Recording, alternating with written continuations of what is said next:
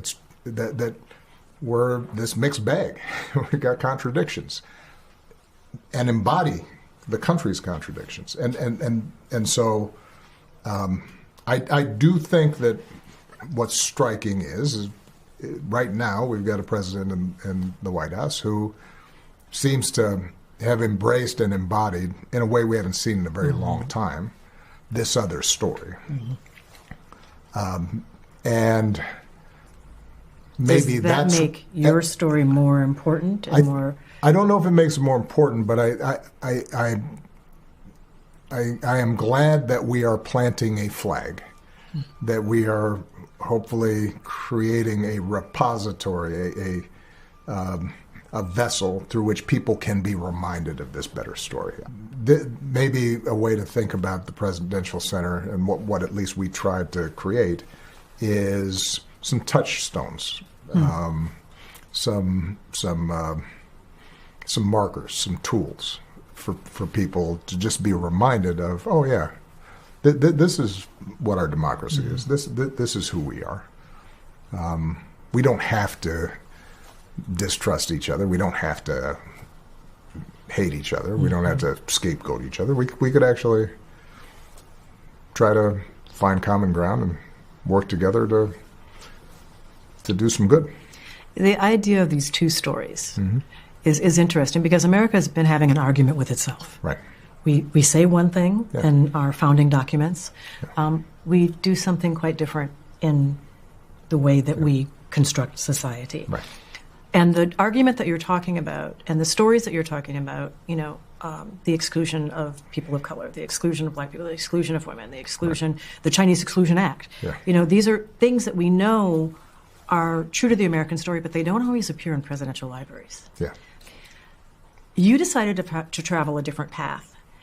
You decided to tell a different story in a different way so that you lean into that sort of thorny terrain around the founding contradictions. Right. What was the thought process that led you there? Because that is unusual. Well, yeah, for folks who come to visit, the first thing they'll actually see is, in the museum, is a copy of the Declaration of Independence. And a pretty long description and displays of the struggle to realize that ideal that's embodied in the Declaration. But hopefully what they'll also see, even when the exhibits are about my presidency, that there were people who disagreed with what I did. That there was a lot of unfinished business in my presidency. And you talk about that. Yeah, and that there was something like the Tea Party that emerges during my presidency, and it's useful for people to understand where does that come from. But I do think it's important to ground what happened during my presidency in this broader sweep of American history. And as I said before,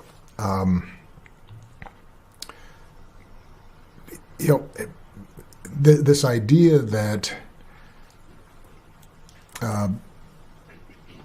on the right, and you see this in the Trump administration, this idea that any suggestion or criticism that America was anything other than perfect is unpatriotic. Is a suggestion that you hate your country. Is a suggestion that you hate your country. Now, the flip side is, among progressives, sometimes there is this sense of, well, the only true narrative of America is this one of oppression and exclusion. And I reject both those views. I think it's complicated. As I said, I think it's possible to celebrate the founders and appreciate what they did, as well as look objectively and critically at how their values strayed very far from what they professed. I think it's possible to say that there were populists in rural America and the South and white America that really did believe in equality and justice. for white folks and help to make progress in giving more people opportunity and not ignore the fact that that was to the exclusion of others. And that's the kind of complexity that I hope people get a little bit of a sense of. You want people to actually marinate in that when they visit your center. And the reason is this, because I think when you understand the complexities of America and the contradictions of America, I don't think it makes you love it less. I think it makes you love it more. And I think it also makes you more resilient, because then during periods like we're in right now, where for a lot of folks it's crazy and you feel despair and anger, that perspective allows you to then say, okay, we've gone through crazy periods like this before. We've gone through mean periods before. Further, the new museum traces Obama's rise and time in office.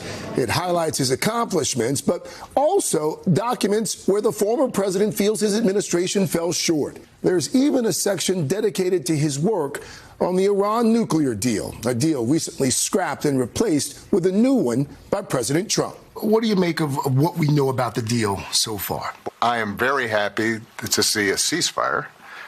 And I'm hopeful that it holds. But in terms of what was the original rationale for this war, which was there was a deal in place in which Iran had agreed not to develop nuclear weapons. This administration, or a prior version of this administration, pulled out of it, which caused then Iran to develop more nuclear capacity. We've now fought a war, spent billions and billions of dollars, put enormous strain on our military.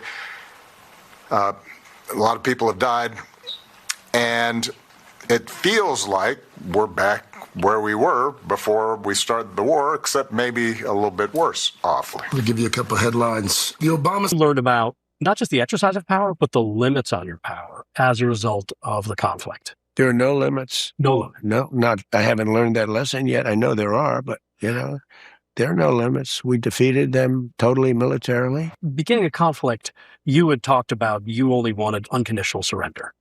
And the MOU doesn't look like unconditional surrender. Well, it really probably is unconditional surrender. It is? I think so. The president's legacy has clearly been on his mind a lot lately, including when comparing his page-and-a-half agreement that he has struck with Iran and signed last night at Versailles with President Obama's Iran deal. We didn't pay for it like Obama did. Barack Hussein Obama sold out Israel for Iran. Obama was on the side of Iran, not Israel. Barack Hussein Obama wouldn't do it. Barack Hussein Obama. So I say it, the Obama deal was a road to a nuclear weapon. With Obama, they were able to enrich very quickly. The Obama deal was one of the dumbest deals I've ever seen. I terminated the JCPOA. That's Barack Hussein Obama's horrible deal. Today, at the opening of his presidential center and library, we heard from President Obama as he offered his own contrast with every other living president, Republican and Democrat, in attendance for that speech. Now, President Trump's absence was not surprising, but it was notable, and it was certainly felt as the Obamas offered a competing vision of presidential power. A belief in the intrinsic dignity and worth of all people, and that no one is above the law or beneath its protection. A belief in checks and balances in our government and an accountability that comes with it, an independent judiciary and a robust free press. A belief that our military and law enforcement owe allegiance not to any president or political party, but to the people and our Constitution.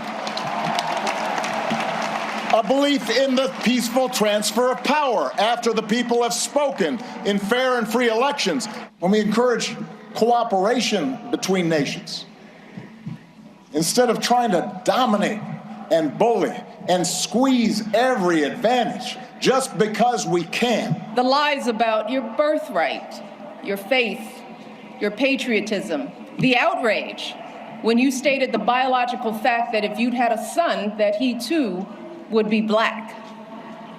Yet, you were unflappable at every turn. You were doing the people's work, rescuing our economy, expanding healthcare, ending a war, ordering the bin Laden raid, saving an auto industry, winning a peace prize. As that was happening in Chicago at the White House, President Trump was awarding the Medal of Honor, joking about how much he also would like one.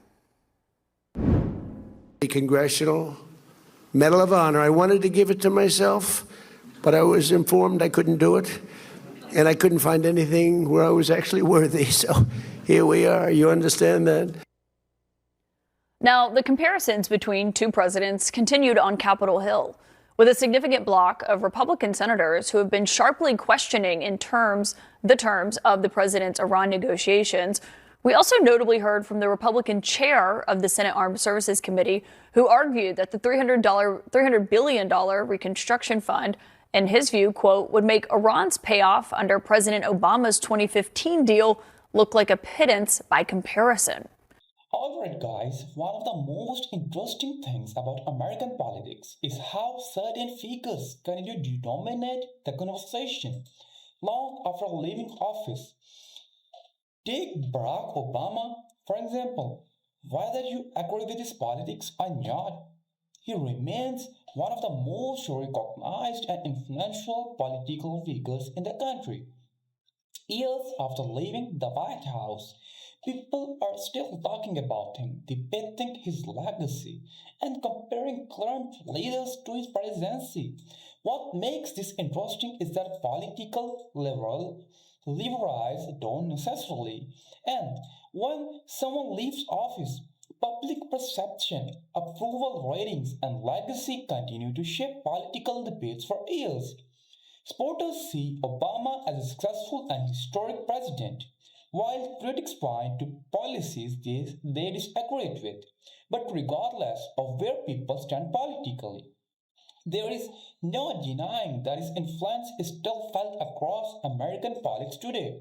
What do you think? How will history remember Barack Obama? Let me know in the comments. Thank you for watching.